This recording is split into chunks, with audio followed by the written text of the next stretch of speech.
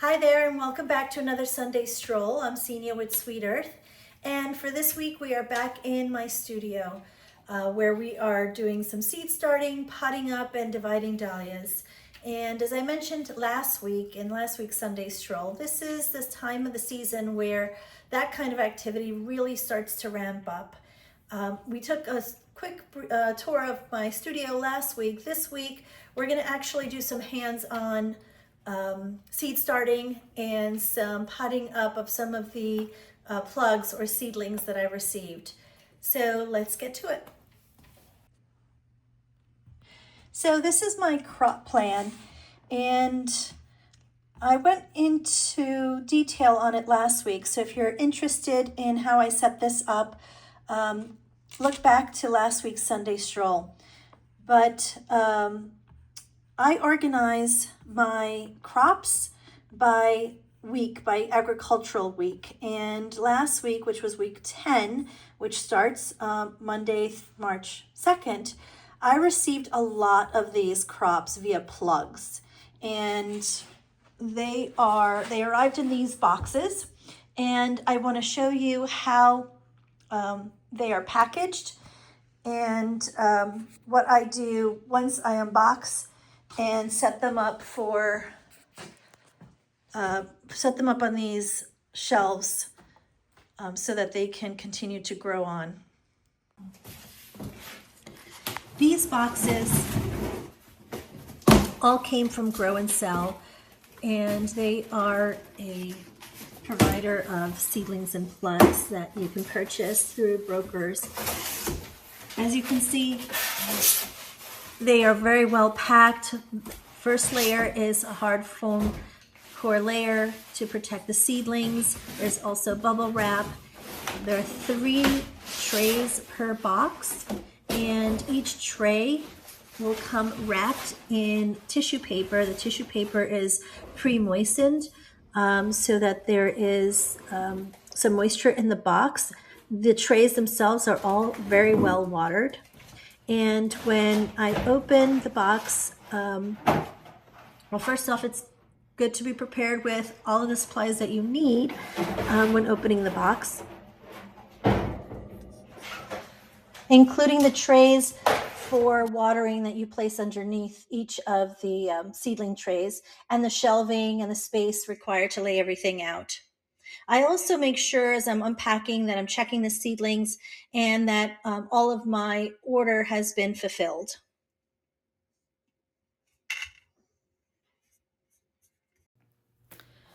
So not all of the seedlings will be potted up.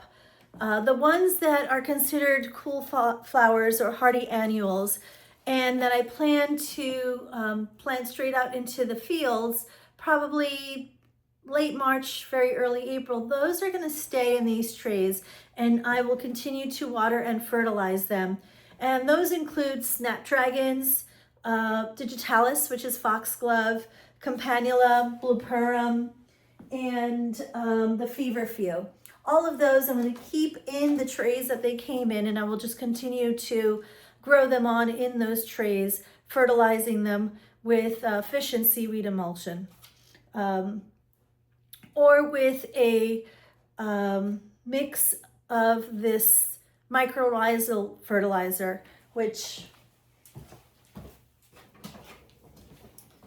is called MYCO Plus. And I use this when I pot them up, when I move them into a bigger cell tray, as well as I'll mix some in with water and use it as a fertilizer when I'm watering them. All of these trays I bottom water them, so that means that I fill these trays from the bottom with water instead of watering overhead.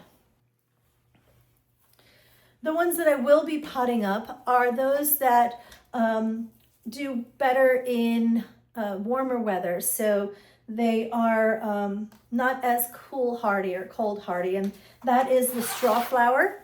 And as you can see, they're pretty tall and pretty large, and so I will be potting these up into a larger cell tray. Such as these. as well as these 32s.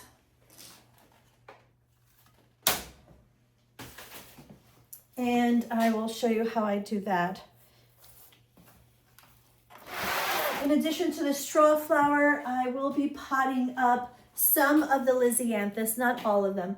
These Lisianthus are have some nice growth on them, and so I'm going to keep them in these trays and continue to grow them on and fertilize them. However, these Lisianthus are pretty small. And so what I'm going to do with these is I'm going to pot these up, and I'll do that with a drench. First, I'll drench them in the MYCO Plus, and then pop them up into trays just a little bit larger. And hopefully these will catch up in growth to these here, so that when I put them out into the field, they're all relatively similar size and growth rate. So as I mentioned, some of these seedlings, these plugs that we received, are pretty mature, and they're outgrowing their cells that they came in. This is straw flower, and as you can see, some of the outer leaves here are starting to yellow up. They need nutrients, and they need more room to grow. So these I will be potting up into larger trays like these.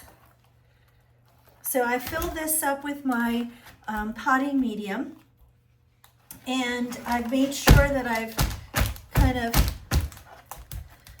settled the soil a bit. You want to make sure that there aren't any major air pockets in there, but you also want to make sure that you don't pack the soil in too tightly. So it's a fine line, but with practice it comes easy. And so I will be using my little stake to create some holes in the center here for each of the seedlings.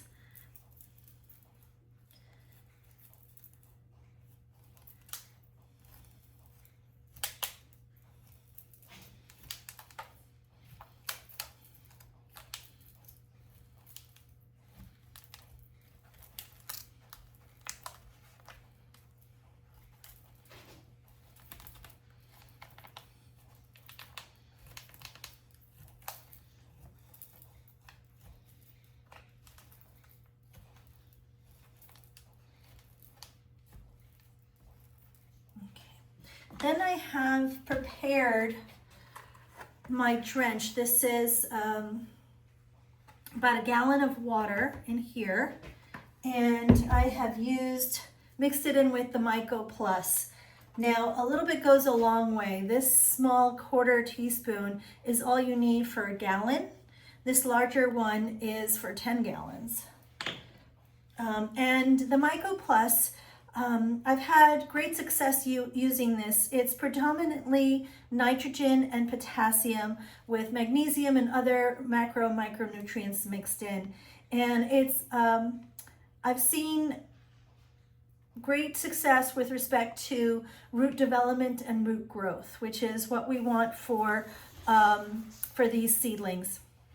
And then as they grow on, I will fertilize them with fish and seaweed emulsion after a couple of weeks. But for this initial transplanting or potting up, I do want to give them some fertilizer and also minimize the transplant shock. And so the MYCO Plus does that. For those interested, I'll put a link to my Amazon link in the description below.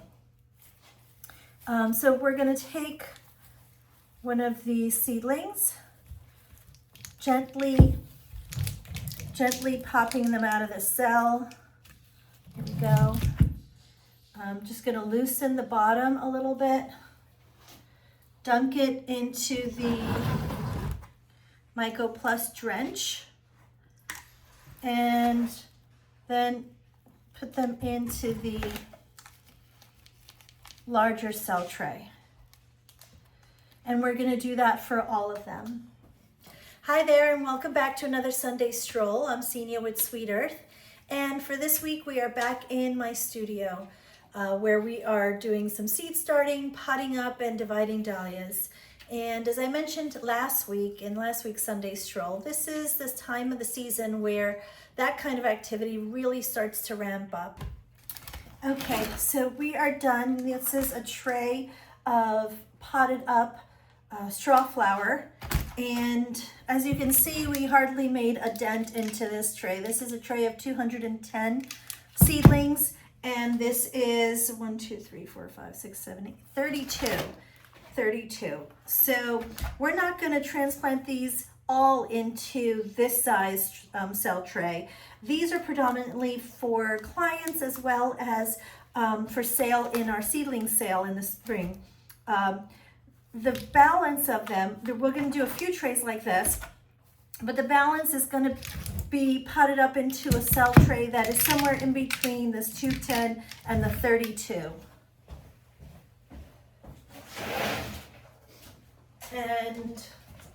And that's a tray like this, which accommodates 72 seedlings, and it's got a bigger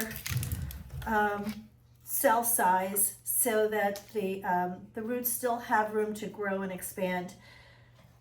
And so we'll be doing that with all of our straw flower and some of our Lisianthus and our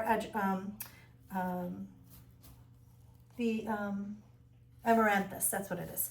I couldn't remember. The Campanula, the Snapdragons, the Foxglove, and the Feverfew, those are going to go straight out into the fields in a few weeks. So we're not going to need to pop those up. But I just wanted to show you what my potting up process looked like. Moving 210 small cell seedlings into larger trays, either 72s or 32s, sometimes 50s as well. That's the next size in between the 72s and the 32s. But importantly, before I pop them up, I drench them in the MYCO Plus.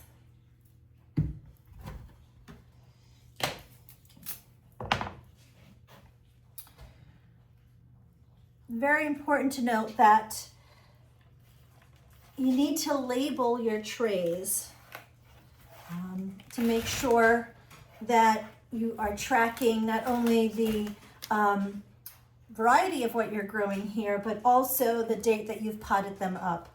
So this is Straw Flower King Mix, and today's March 8th. And it's important to do that to all your trays because it's easy to get overwhelmed and mix up your trays. Many seedlings look alike at their young stage, so it's important to make sure that everything gets noted and marked so that you don't lose track of what you're growing. I use painter's tape and a Sharpie, and that works fine for me. This week we're also seeding cosmos, and we're going to be doing that in soil blocks. We're going to be using the 1-inch soil block, which produces 5 soil blocks per row, and we're going to be putting them on these trays. These are cafeteria trays that I bought online, and they're pretty sturdy. I've had them for several years, and I just keep reusing them.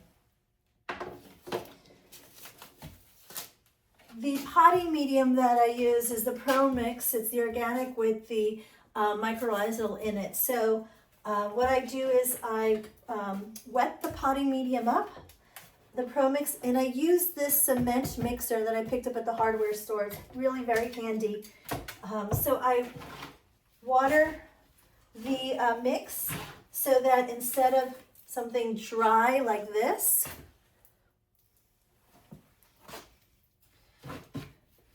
it's got enough moisture that you can kind of squeeze out a little bit of water and ball it up and it holds its form. So what I do is I push the soil blocker into the soil, packing in the soil into each of those compartments. And then I scrape off any residue. Then on the tray, I will just create a row and press down to release the soil blocks. And you can see that there's a little hole, little divot that gives that space for you to put the seed in. So I'm gonna keep doing that for each of the different varieties of cosmos that I'll be growing. Hi there, and welcome back to another Sunday Stroll. I'm Xenia with Sweet Earth, and for this week we are back in my studio. So as you can see, I have fit 8 rows of 5 cell blocks or soil blocks. The roots to kind of form better in soil blocks. There's better airflow, and there's more room for them to expand and less root disturbance when I go to plant these out into the field. So I will be putting 1 seed into each of the soil blocks, and then I will be dusting the top layer with some vermiculite. And this is the fine grade vermiculite. And this helps with moisture retention, which is really important because these soil blocks do tend to dry out. That's one of the downsides of using them. You've got to keep them well watered, and so checking on them every day is important. But also covering them with a fine layer of vermiculite, which helps keep the top layer moist. And when I need a break from seed starting or potting up the seedlings, there's always dividing dahlias. These are the dahlias, the crates of dahlias that are left to be divided. And some of these will be for growing out in our fields here, and others will be packaged up and shipped to those who have bought tubers during our tuber sale. There are still some tubers available on our website for those interested, but this is my dividing station here, and as I divide these, I will separate the ones that are going to be shipped out and those that are going to stay here at the farm. The ones that are going to stay here for growing out in our fields will be set aside and pre-sprouted. I will put them in crates like this with soil and allow them to sprout. And that way, when we plant them out into the field, we know which ones have successfully sprouted. We'll be showing the pre-sprouting and how I plant them in these crates next week. Thanks for coming along with me on this week's Sunday Stroll. I'll see you next week.